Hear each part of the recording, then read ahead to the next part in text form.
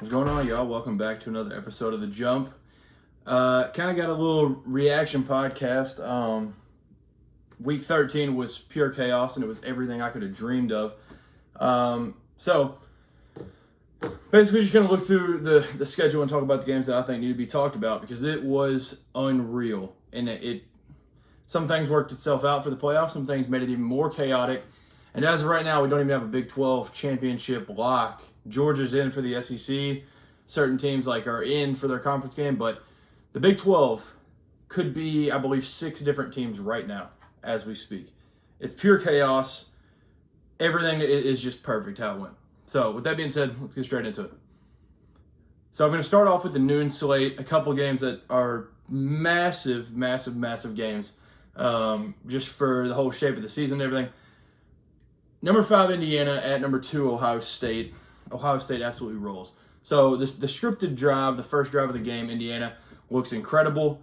They also stop Ohio State right away. It's starting to look like, man, Indiana's not the frauds that SEC people were trying to tell us that they were. Indiana looks nice. From that point on, pure dominance the entire game. A lot of people thought that the Caleb Downs punt return was kind of the difference in the game, but it was pure. The second that Ohio State showed Indiana, like, oh yeah, there's this thing in football called a blitz, and there's these things called stunts and different things, and once that happened, Indiana was completely clueless, and they had zero idea. Jack Sawyer, JT Tuimoloau, there was a billion. All these defensive players absolutely embarrassed Indiana. That entire second half, second quarter, basically 95% of the game. 38-15 final. It wasn't even that close. It was absolutely incredible what Ohio State was able to do. And Will Howard played an absolutely incredible game. He finished with 22 of 26, 201 yards, 2 touchdowns, 1 interception. And the interception was, he probably shouldn't have found the pass, but it wasn't even necessarily his fault. That was the Will Howard that they went to go get out of the portal. He played that good in a big-time game, huge moment. And yeah, it's all you can ask for out of Will Howard. It was an absolutely incredible game. And the thing that continues to blow my mind every single week is that TreVeyon Henderson would probably start for nearly every other team in college football, and he gets less touches. I don't even know how many touches he had in this game. He had 9 touches to Quinshon's 14. But it felt like every time TreVeyon touched the ball, something great happened. And then shout out to TreVeyon there at the end. Unselfish play, falling down at the 1 when he could have had his second touchdown of the game. It was absolutely incredible.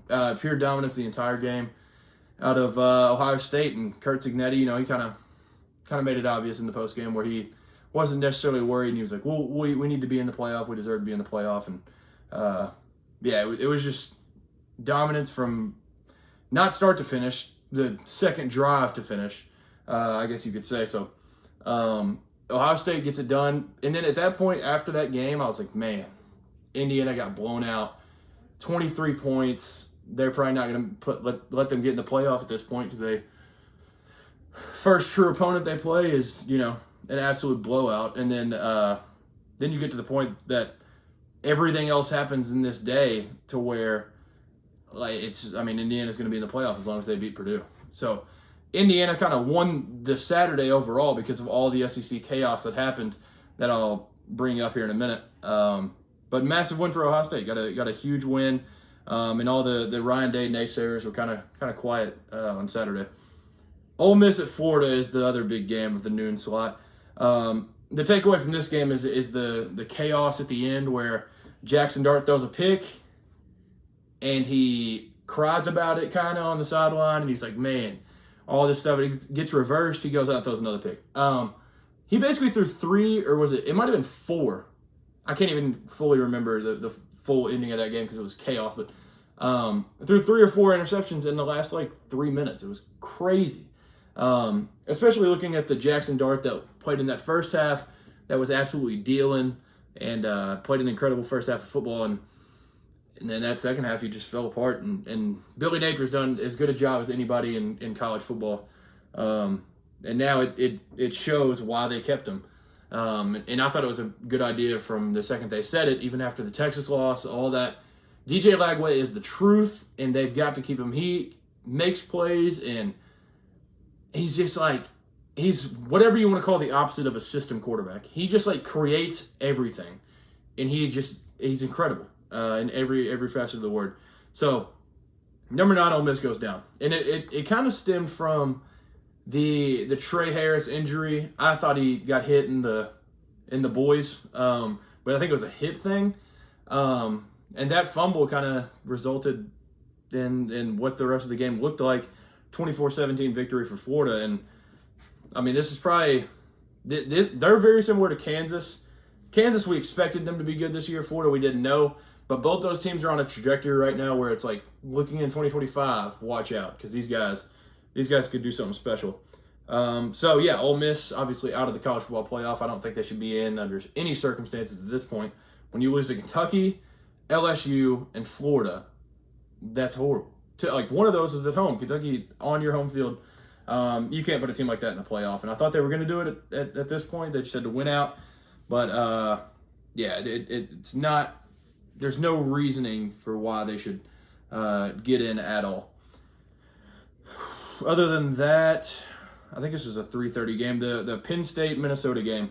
I saw a lot of people dogging Penn State because why are you playing Minnesota so close, all this different stuff. But I know from a lot of personal Penn State fans that I know, this was a game circled on the calendar when the schedule came out of, man, trap game. And I think they even knew that going into it. And obviously, coward move by PJ Fleck, who I personally love. He kicks the field goal down 4 on their 8-yard line. I think it was 2, 3, 4 minutes left. It was close towards the end of the game. Kicks a field goal. You go down you're down 1 score and you get it to 1 score. It was stupid. I get your mindset of like, kick this field goal, then your next one you win the game with it. Go try to score. Trust your defense there. Try to score. It's the 8-yard line. If you get one opportunity to beat the number 4 team in the land, why not take that opportunity? But James Franklin counteracts that with, all right, I'll do like a Dan Campbell. In their own territory, go for it on 4th down and get a massive play. And the play calling was spectacular down the stretch from James Franklin and Andy Kotelnicki.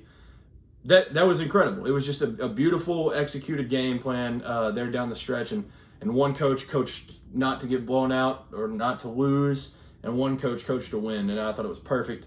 Shout out to Penn State. I mean, obviously, this weekend was pure chaos, and if you just get out with a win, if it's 1 point or 40 points, a win is a win, and they did their job. They get the win and move on. BYU at Arizona State, one of the most chaotic endings I can remember at all. I don't really understand. This was the dumbest.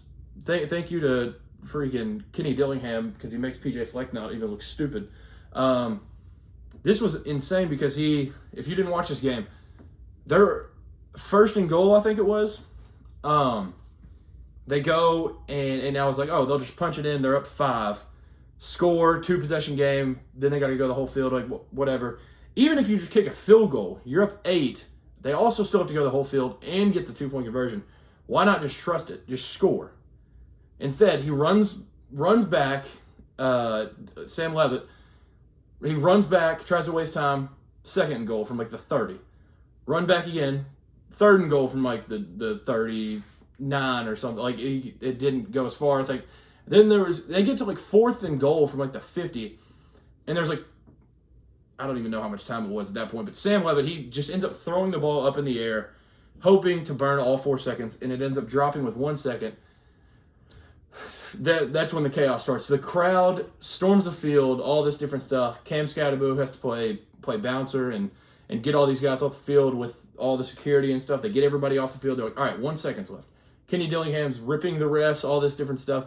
They have one last play for BYU from like the 50 or 40, whatever it was. And Jake Retzlaff throws it, and it's caught 1 yard short. It was pure chaos. That ending is exactly what Big 12 in 2024 makes me think of. It was wild. It was absolutely insane. BYU drops their 2nd in a row. So, I mean, they can obviously still play in the Big 12 championship. I think like if they just win, I think they're in. I'm going to have to go to that website that has all the calculators for like how it works. But It's absolutely insane. But at the same time, number 16 Colorado is playing at Kansas. Well, it was at Arrowhead. But Kansas absolutely rolls. Devin Neal absolutely took over this game. It felt like every single second, because I had it on a quad box, so every single second I looked over, I was like, dude, Devin Neal just scored again. Or he's running up the sideline for 45 yards. It was incredible. Colorado just physically could not stop them. I think there was a stat that I saw on Twitter that Devin Neal Kansas overall had ran for more yards in the first half of this game than Colorado's defense had given up the entire year in a game. So it was wild what they were able to do. And this is exactly the Kansas that we thought we were going to get this year. They obviously lost games early, but like it's either them or Arizona State that's the hottest team in the Big 12 right now, and there's not even really a debate. Shedeur still played really good, 3 touchdowns, no picks, and Travis Hunter led them in receiving, 2 touchdowns. Like, he locked up Heisman this week. He is the Heisman Trophy winner. I don't think there's really even a debate. So congrats to Travis on winning Heisman. That's going to be an awesome ceremony to catch. But yeah, Kansas upsets Colorado, and Arizona State beats BYU at the same time. The Big 12 is insane because, like I said, I think there's 6 teams that I think can get into the Big 12 championship at this point. So that's what we wanted in the offseason, and we got it.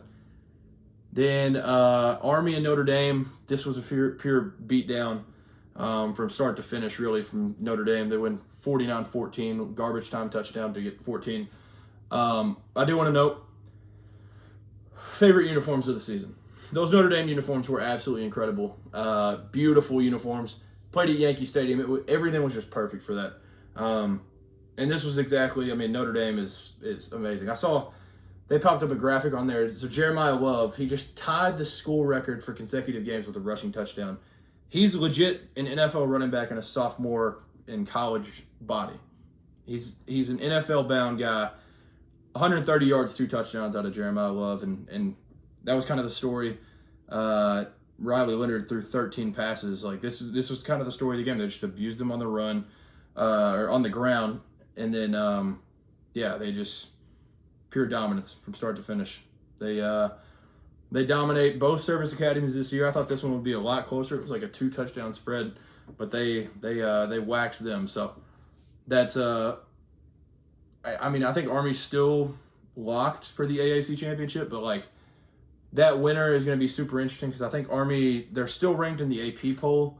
Because I'm filming this on Sunday, so the AP poll came out. They're still ranked in the AP poll. I don't know where they'll have them in the college football playoff ranking, but Tulane could sneak in the playoff at some point if they beat Army, because it'll be a respectable win still, even after this bloodbath. Boise State, they won 17-13 at Wyoming. Obviously, bad win, if that's a thing, but Ashton Jeanty was hurt. I think he might, I don't even know how he's like still playing football at this point, because he's got 37 injuries right now, it feels like. So shout out to Ashton for continuing to thug it out, but like the whole second half he didn't play, maybe played a couple snaps, but this Boise State team ain't the same team that it was earlier in the year. Obviously Ashton Jeanty's died down a little bit because he's like a walking cast right now, but I just think the way UNLV is playing right now versus how Boise State's playing right now, Boise State's not even locked to get in the playoff at this point. The way they've been playing recently, they didn't truly win as much as it looked against San Jose State either. I'm just a little bit worried about Boise State. This team could end up losing to UNLV and kind of shaking up their season, because it's all in their hands right now.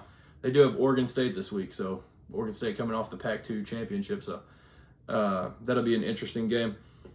Alabama, 24-3 loss. Jalen Milroe looked like he was seeing ghosts from the first snap.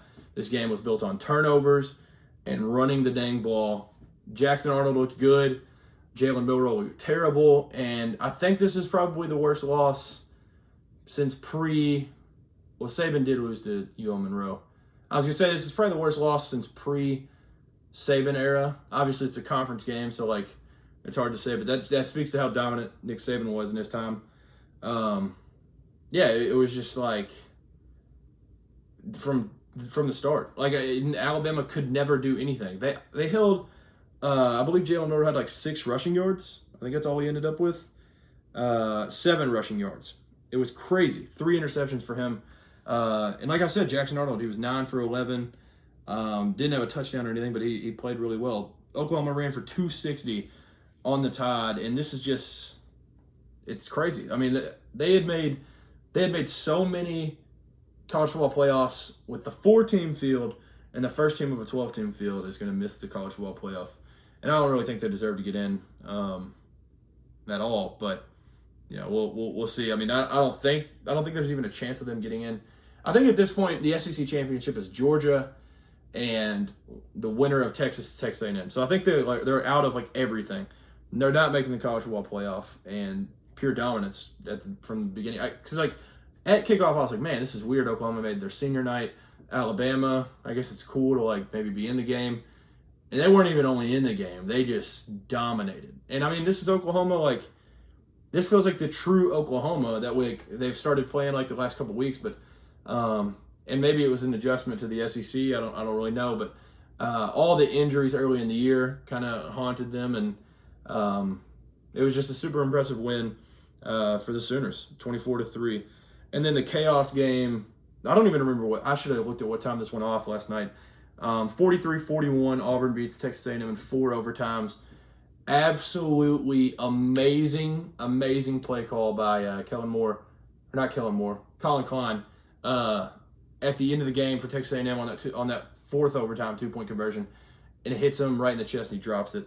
I could not believe it.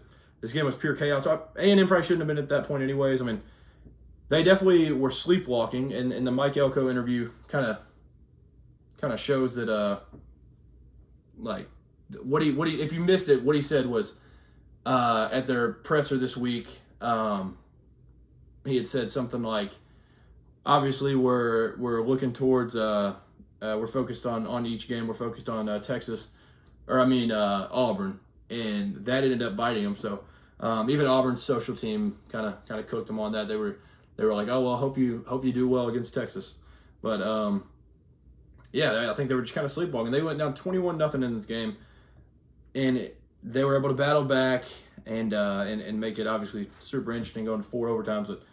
But what a wild outcome. I think this is like locks in Hugh Freeze to be back next year.